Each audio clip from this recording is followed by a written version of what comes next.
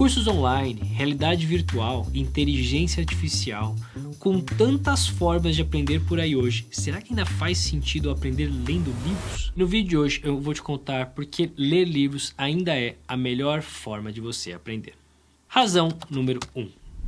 Digamos que você queira aprender sobre um assunto qualquer com um especialista. Como você poderia fazer isso? Se você quiser aprender com ele, ele vai te cobrar uma fortuna e uma mentoria em que ele vai te pegar pela mãozinha e te explicar detalhe por detalhe o que ele precisa fazer. Se você baixar um degrau, você vai ainda assim gastar alguns milhares de reais para fazer um curso presencial com uma galera junto com você, que você vai ter o caminho das pedras, mas não vai ser super individualizado. Se você baixar mais um degrau, vai ter um curso online de R$ 497, parcelado em 12 vezes, que você pode assistir no conforto da sua casa quando você quiser. E se você baixar mais um degrau, você provavelmente vai encontrar um livro. Um livro que vai ter, idealmente, um nível de profundidade similar em termos de conteúdo, mas que vai te custar uma absoluta fração do que todo o resto custaria. Hoje em dia, se você for procurar os livros dos maiores especialistas do mundo nos seus campos, você vai encontrar livros que custam R$ 50, R$ 60, e coisas que envolvem anos e anos de pesquisa desta pessoa e um nível de profundidade inigualável que não vai ter em lugar nenhum que não seja naquele livro. E é por isso que livros são uma forma extremamente barata de você adquirir conhecimento de extrema qualidade. O que me leva à razão número 2. Você já parou para pensar na desproporção de tempo que existe entre a escrita de um livro e a sua leitura dele? Se você pegar um artigo na internet de 5 minutos para ler, esse cara demorou uns 3 dias para fazer. Se você pegar um artigo na internet de 20 minutos, esse cara demorou umas 6 semanas para fazer.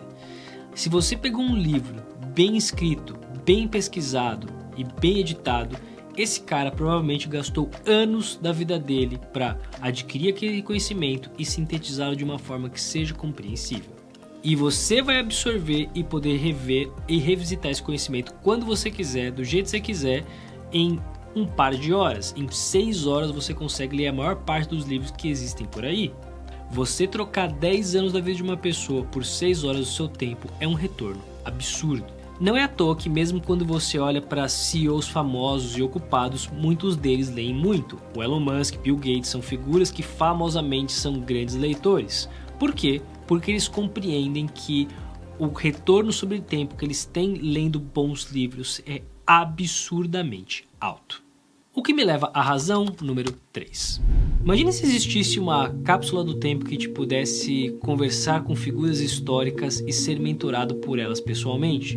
Ouvir como elas pensam, como elas agem, o que elas fizeram nas suas vidas. Muito embora uma cápsula do tempo não exista, livros existem e muitos deles foram escritos por algumas dessas figuras. Figuras como, por exemplo, Marcos Aurélio, que é até hoje conhecido como um dos grandes imperadores de Roma e um dos grandes expoentes do estoicismo, cujo livro Meditações traz a sua forma de pensar e muito da filosofia estoica. Um bom livro pode ser o seu acesso a um mentor absolutamente excepcional, a um mentor que talvez não esteja sequer disponível hoje dentre as melhores mentes que existem por aí, o que não é exatamente uma cápsula do tempo, mas chega muito perto disso. O que me leva à razão número 4. Eu sei que eu não deveria, mas eu ainda me impressiono muito com o nível de imbecilidade que existe na internet e o quanto as pessoas falam frequentemente sobre coisas que elas não têm a mais remota ideia do que elas estão falando. Isso porque falta absurdamente na humanidade senso crítico. As pessoas pescam informações aleatórias de fontes não verificadas e saem replicando como se aquilo fosse uma absoluta verdade e não questionam em momento algum se aquilo talvez não seja verdade e as coisas sejam um pouco diferentes do que elas estão imaginando. No meu mundo, por exemplo, que eu tenho uma consultoria de inovação, eu vejo as pessoas usando a palavra disruptivo à torta e à direito de uma forma completamente maluca. Qualquer tipo de inovação na cabeça delas é disruptiva, qualquer coisa que é tecnologia é disruptivo. E não é. Disrupção é um conceito bem específico, bem circunscrito, criado pelo Clayton Christensen, professor de Harvard, que é incrível, e que as pessoas usam de maneira completamente inadequada porque elas não têm a mais remota ideia do que elas estão falando. E é justamente por isso que os livros são tão importantes, porque os livros permitem que você acesse a fonte do conhecimento e você evite ficar preso em achismos de pessoas por aí. Um exemplo emblemático disso talvez seja o Paulo Freire. Paulo Freire é uma figura polêmica. Tem gente que fala que ele é um comunista maluco, tem gente que fala que ele é um pedagogo fora de série. Qual dos dois é verdade? Eu peguei o livro dele, Pedagogia da Autonomia, li e tirei as minhas próprias conclusões. Se você quer saber qual dos dois é verdade, talvez você devesse fazer a mesma coisa. O que me leva justamente à razão número 5.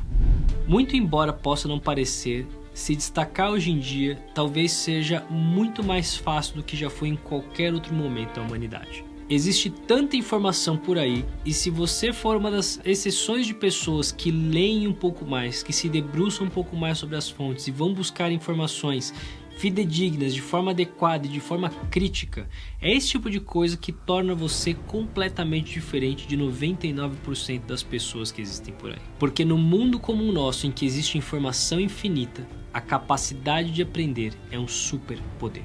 E se você quer saber como você pode aprender muito mais rápido e melhor, dá uma olhada nesse vídeo aqui, em que eu vou te contar.